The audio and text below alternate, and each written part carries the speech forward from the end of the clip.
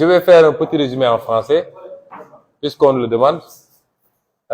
Nous avons convoqué ce point de presse pour apporter quelques clarifications sur une situation qui semble être une situation locale, mais qui en réalité est une situation nationale. Vous savez très bien que je suis maire d'une commune qui s'appelle Ziguinchor, mais en même temps, je suis un leader politique d'envergure nationale avec des prétentions que tout le monde connaît. Et c'est pourquoi, à chaque fois qu'il y a quelque chose à Ziguinchor, les gens ont tendance à l'amplifier pour en faire une affaire nationale. Et c'est tout à fait logique. Ça ne me gêne absolument pas. J'essaie tant bien que mal d'allier mes responsabilités locales en tant que maire de Ziguinchor avec mes responsabilités nationales de président d'un parti politique qui est devenu ce qu'il est devenu par la grâce de Dieu, mais également mes responsabilités nationales en tant que candidat à une élection présidentielle, s'il plaît à Dieu, dans 13 mois exactement. C'est pourquoi je suis fréquent à Ziguinchor pour superviser le travail. Les 7 premiers mois, j'ai été très constant à Ziguinchor. Je passais 20 jours sur 30 durant le mois à Ziguinchor. C'était pour asseoir les équipes, imposer ma méthode, créer les conditions du travail et dégager les grands axes. Depuis quelque temps, vous m'avez vu être beaucoup plus présent sur le territoire national à travers le Némékoutour notamment, parce qu'en même temps, je suis candidat à une élection et je crois que tous les Sénégalais doivent convenir que je suis un candidat sérieux. Et c'est cette double posture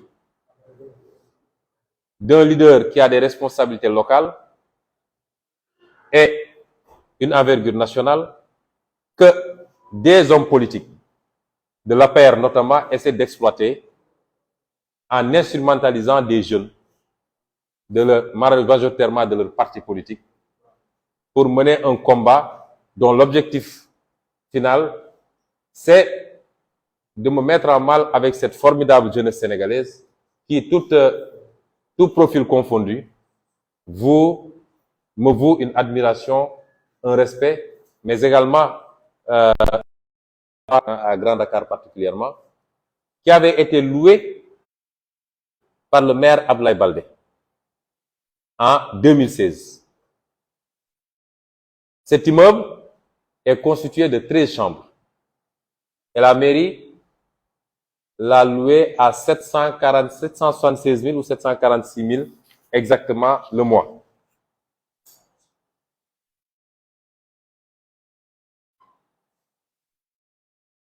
La mairie l'a loué à 776 000 le mois, mais doit faire des paiements tous les 6 mois, soit un montant de 4 656 000 tous les 6 mois.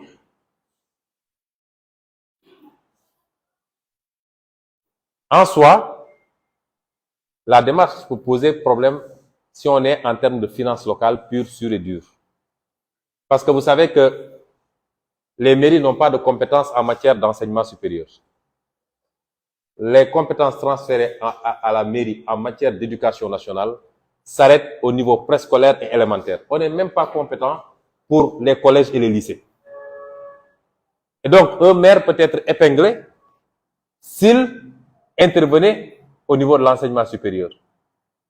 Et rappelez-vous que Khalifa Sall a eu tous les démêlés qu'il a eu parce que simplement on l'a accusé d'avoir fait des dépenses qui sortaient du cadre de ses compétences en tant que maire. À tort d'ailleurs.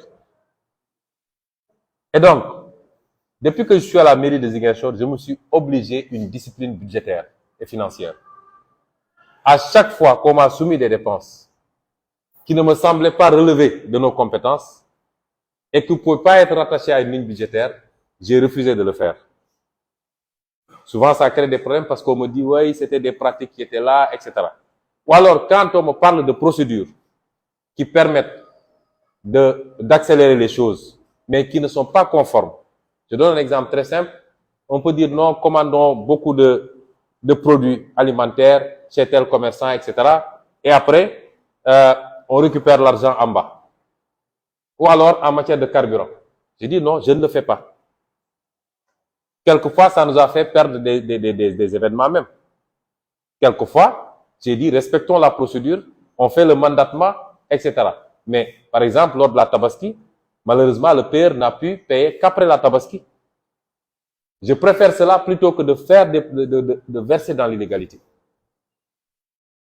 Et cette dépense-là, même si c'est une question d'interprétation, parce que pour la justifier, qu'est-ce que nous avons fait? Nous l'avons inscrit dans la rubrique, comment ça s'appelle encore? Location d'immeubles. Mais tout le monde sait que quand on permet aux mairies de louer des immeubles, on parle d'immeubles administratifs. Une mairie peut avoir du mal à loger tout son personnel, il loue une annexe pour loger ce personnel. Une mairie peut avoir du mal à loger un poste de santé quelque part, il loue un immeuble pour y mettre un poste de santé. À Ziguinchor, il y a des immeubles qu'on a loués, par exemple, la maison de la justice, on l'a loué pour y loger un service administratif. Mais, c'est pas forcément venir louer à Dakar un immeuble pour des étudiants alors que nous n'avons pas de compétences en matière d'enseignement supérieur.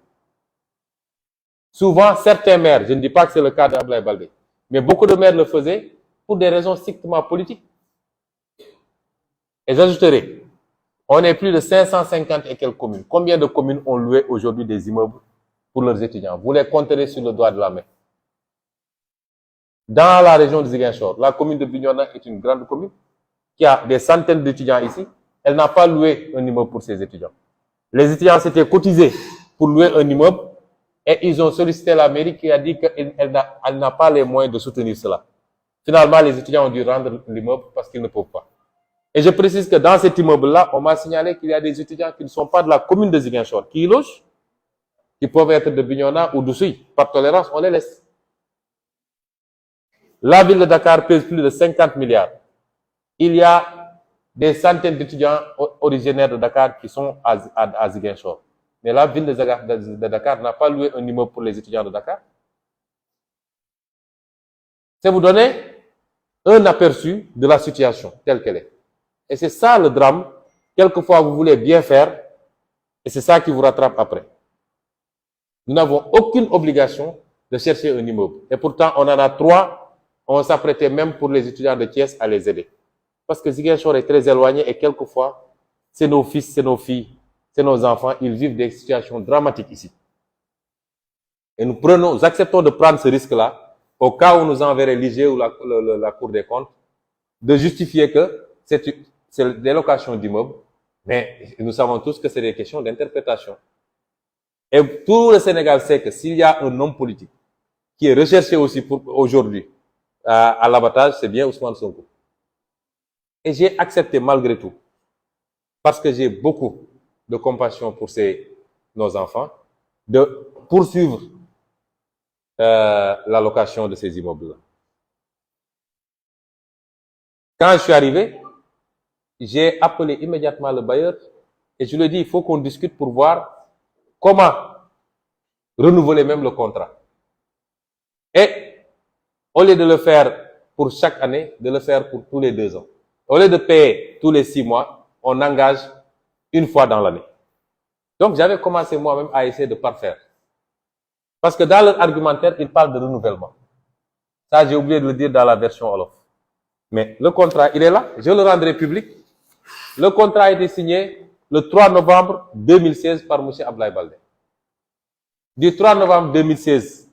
Et le contrat avait dit, je vais vous dire, qu'est-ce que le contrat a dit? La durée du présent contrat est de 1 an, renouvelable d'accord parti. C'est du français et c'est du droit. Renouvelable d'accord parti. Il y a 2 possibilités. Soit on dit renouvelable par tacite reconduction ou d'accord parti. Ici, on n'a pas dit tacite reconduction. Ça veut dire que chaque année, le contrat aurait dû être renégocié et resigné entre les parties. Ablaye Baldé n'a pas renouvelé en 2017, 2018, 2019, 2020, 2021. Ces étudiants ne sont jamais sortis pour parler de renouvellement. Moi, j'arrive en 2022. Le contrat vient d'arriver à expiration. Ils disent qu'ils sortent occuper les rues pour renouvellement du contrat. Ils étaient où ces 5 dernières années? quand Ablaye Baldé, vous voyez, ça c'est le contrat initial 2016. Il n'y a jamais eu un autre contrat de renouvellement. De 2016 à aujourd'hui. Donc, s'ils parlent de renouvellement, vous savez qu'ils racontent des histoires. Deuxièmement, ils disent que la mairie ne leur a pas donné leur subvention. La mairie ne leur avait jamais donné de subvention dans le passé. Jamais. Pas plus tard ce matin, j'ai vérifié avec le comptable et avec l'ancien SG qui était là avec M. Ablaye Baldé. La mairie n'a jamais octroyé de subvention. Elle se limitait à payer les loyers. Donc, d'où vient cette histoire de subvention? C'est vous dire donc que il y a beaucoup, quand j'explique ça, tous les Sénégalais doivent dire, mais finalement, où est le problème? Je vais vous dire où est le problème. Quand je me suis installé au mois d'avril, au mois de mai, ces étudiants ont demandé une audience que je leur ai accordée dans mon bureau. Ils sont venus me dire que la mairie doit leur rembourser 5 millions. J'ai dit 5 millions, pourquoi? Ils me disent, oui, Ablaye Baldé était resté pendant quelques temps, la mairie n'avait pas pu payer les loyers. Et le locataire commençait à s'impatienter. Nous sommes allés voir Doudouka qui nous a donné 5 millions. Et on a payé. Maintenant, on veut que la mairie nous rembourse ces 5 millions. Je leur ai dit, mais jamais. Jamais. La mairie n'était déjà pas tenue de faire ce qu'elle fait. Si Baldé dit que la mairie était dans les difficultés, ce qui est vrai. Parce que moi, quand je prenais la mairie, je n'ai pas trouvé d'argent. Il y avait beaucoup de problèmes. Même l'eau de la mairie était coupée. Et la mairie devait 80 millions, rien qu'à la sénégalaise des eaux, je crois, ou SDE. Je dis, mais si la mairie avait des difficultés, elle ne peut pas payer. Si quelqu'un vous aidait à payer votre loyer, ou si quelqu'un vous aidait à acheter vos ordonnances, pendant une période, il n'a plus les moyens de le faire. Une autre bonne volonté le fait. Mais si vous êtes censé un tout petit peu, vous n'allez pas revenir vers le premier pour lui dire après remboursez-moi. Moi, ce que je veux, c'est qu'à partir de maintenant, nous allons continuer à payer les loyers correctement. Mais je ne rembourserai pas, d'autant que je n'ai pas de base légale. Parce que toute dépense doit être justifiée. Pour sortir de l'argent, il faut que je mandate et que je donne les pièces justificatives au receveur payeur municipal. Vous croyez que je peux dire à un receveur, je dois rembourser à des étudiants, donne-moi 5 millions? Non. Pour ce loyer-là, qu'est-ce qu'on fait? À chaque échéance, on mandate, le payeur a le contrat et il vire directement l'argent dans le compte du bailleur. Ce n'est pas de l'argent qu'on sort comme ça pour donner distribuer à gauche, à droite. Et je leur dis, je suis désolé, je ne peux pas vous rembourser ces 5 millions. Tout le problème a démarré comme ça. Ils m'ont dit non, nous avons des projets pour le bâtiment, nous voulons faire des lits superposés. Je leur dis, amenez-moi les devis. La mairie va voir ce qu'elle peut faire en l'inscrivant dans le cadre social pour vous aider. Ils disent non, on ne veut pas de ça. Nous voulons que vous nous donniez 5 millions. J'ai dit, vous n'aurez jamais 5 millions venant de la mairie. C'est là où les problèmes ont commencé. Ils sont revenus à Dakar. Le même homme politique les a reçus. Et ils ont commencé à faire des manifestations à Dakar. Pendant qu'on interdisait toutes les manifestations de Yewwi Askan Wi, toutes les manifestations des étudiants, toutes les manifestations des syndicats. Eux, on leur a permis, à quelques jours du début de la campagne des législatives, de sortir devant l'université, bien encadrés par la police pour dire qu'ils font une manifestation pour réclamer leurs 5 millions. Et en pensant que cela pourrait impacter négativement sur mes résultats électoraux à Ziguinchor. Je veux dire à ces hommes politiques qu'il faut qu'ils arrêtent. Si on allait ensemble aux élections 1000 fois à Ziguinchor, je les battrai 1000 fois. Et ce sera pas, s'il plaît à Dieu. Et ce ne seront pas des scores de 50% ou 51%, ils le savent. Ils n'ont qu'à arrêter d'instrumentaliser des jeunes pour mener des combats qu'ils ne peuvent pas gagner sur le plan politique. Cette affaire est une grossière manipulation politique. Ce qui l'atteste, c'est quoi? D'abord, l'attitude du préfet de la police et de la gendarmerie. Les jeunes qui ont quitté Dakar, que des gens ont convoyé pour les amener à Ziguinchor, ils ne font même pas 50. Et ils se lèvent chaque matin pour brûler quelques pneus. L'avion rempli de policiers devant le lycée, les policiers sont tranquillement couchés et les jeunes entrent pour dire qu'ils délogent un lycée. Pourtant, le préfet, il y a 2 jours, avait appelé l'un de mes conseillers de faire tous. Mais il a dû recevoir des instructions politiques pour lui dire n'en fais absolument rien, laisse-les perturber.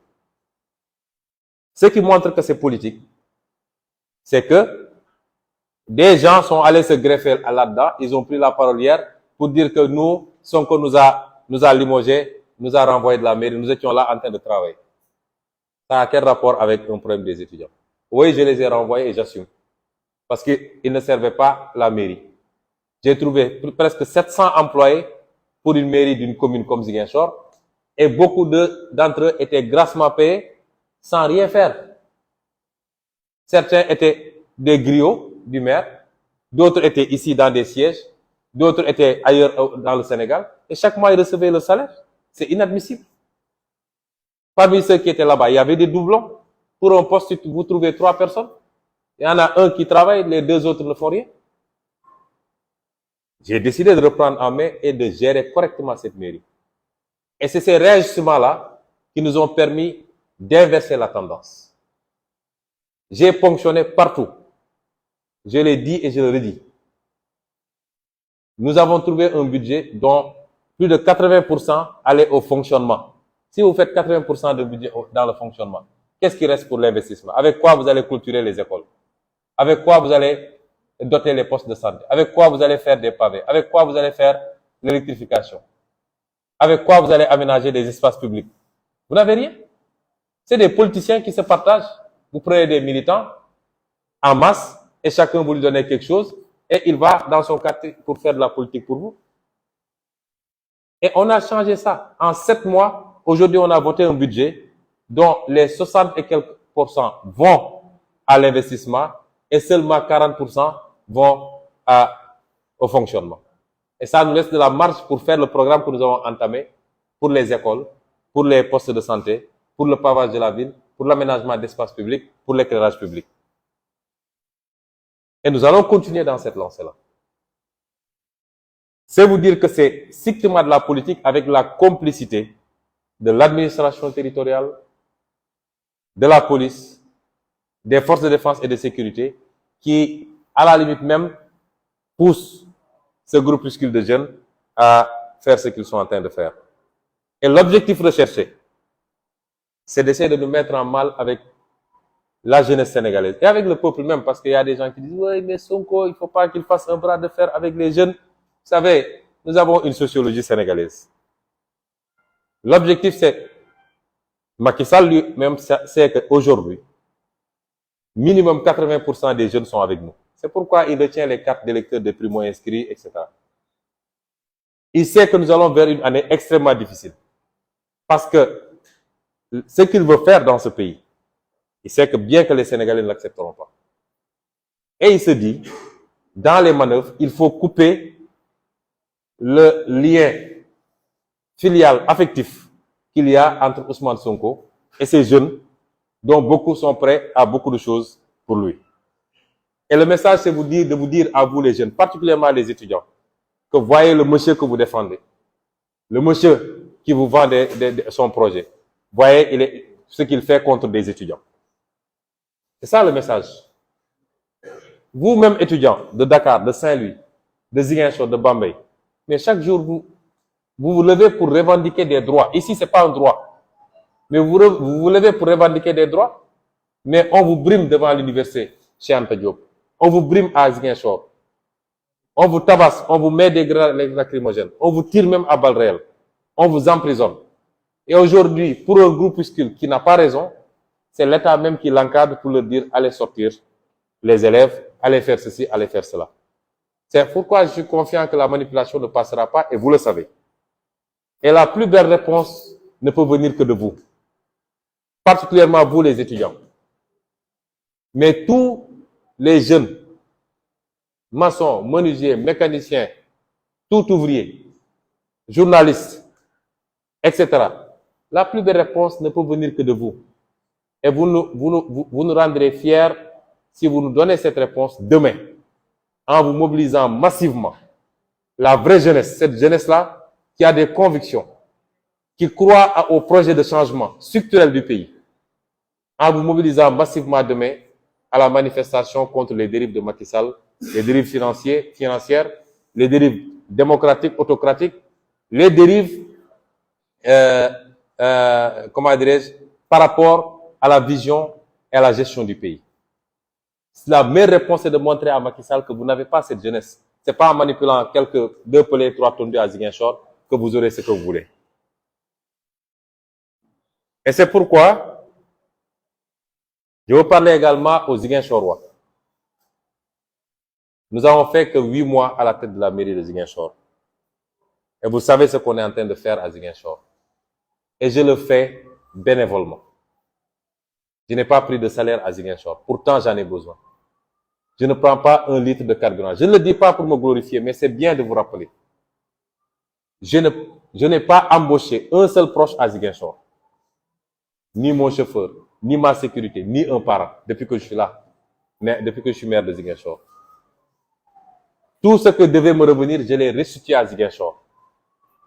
Mon salaire, je l'ai remis à l'économie sociale et solidaire pour vous aider, vous les femmes, dans les financements, vous les jeunes, dans les financements. Je ne me suis pas arrêté à ça. Je passe tout mon temps à entreprendre des démarches avec de bonne volonté pour aider Ziguinchor. Il n'y a même pas 3 mois, je suis venu offrir 2 camions bennes à ordures à Ziguinchor. Et vous voyez que ces camions à bennes à ordures sont en train de sillonner Ziguinchor, les marchés, les gares routières, pour que Ziguinchor soit la ville la plus propre. À pavés, pour que nous puissions fabriquer nous-mêmes les pavés et aménager des places publiques et faire certaines ruelles de Ziguinchor. Je ne l'ai pas fait parce que j'ai eu. Je suis allé taper à toutes les portes. Et c'est des bonnes volontés qui ne sont même pas ziguinchoroises qui ont accepté de donner parce qu'ils veulent nous aider à faire des choses. J'ai acheté du matériel pour le service technique que j'avais trouvé complètement dénudé pour des valeurs importantes. C'est des dizaines et des dizaines de millions que nous avons injectés à Ziguinchor pour aider Ziguinchor. Quel maire fait ça? Pouvez-vous me le dire? Pouvez-vous me citer 10 maires qui font ça aujourd'hui au Sénégal? Je l'ai fait parce que j'aime Ziguinchor. Je l'ai fait parce que j'aime ce pays, le Sénégal. Et demain, si j'étais président de la République, je serais exactement dans les mêmes dispositions. Et donc, le travail que nous avons commencé à Ziguinchor, et dont vous voyez les résultats tous les jours, et qui a amené des pans entiers à accepter de venir donner leur contribution. Rien ni personne ne pourra le saborder. Et nous allons continuer parce que notre ambition, c'est que Ziguinchor soit la ville la plus agréable, la plus vivable du Sénégal.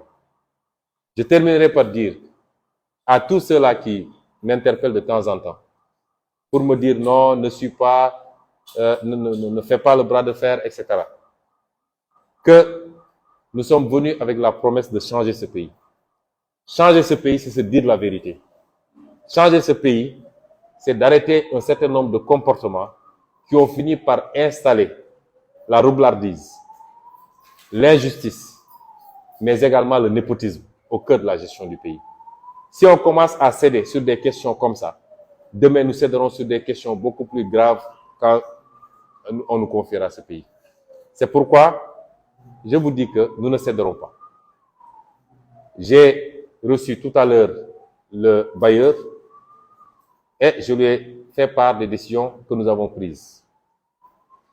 Nous avons commis un huissier pour lui demander de signifier au bailleur que nous allons interrompre ce contrat à partir du 31 janvier 2023. Nous lui avons demandé de prendre ses dispositions à partir de cette période pour récupérer son immeuble. Une fois que ce sera fait, nous sommes dans les dispositions de signer un nouveau contrat avec lui. Et la mairie ne laissera plus la gestion de l'immeuble à des étudiants parce qu'il n'est pas question que la politique s'immisce dans cette question qui est strictement sociale. Désigner nous-mêmes un gestionnaire qui sera un employé de la mairie. Nous verrons les étudiants qui sont des cas sociaux et nous les logerons dans cet immeuble. mais ils signeront tous un engagement que la gestion de l'immeuble doit rester en dehors des contingences politiques, quel que soit le maire qui est là. Je ne me m'immiscerai jamais dans cet immeuble et je n'enverrai jamais un étudiant parce qu'il est un étudiant de PASTEF. Nous mettrons en avant uniquement le critère social, le critère de nécessité. C'est une manière de rassurer les étudiants de Ziguinchor que nous ne vous abandonnerons pas. Nous continuerons à vous soutenir autant que possible, mais en expurgeant les manipulations politiciennes dans la gestion de cette affaire. C'est ce que je voulais dire, échanger avec les...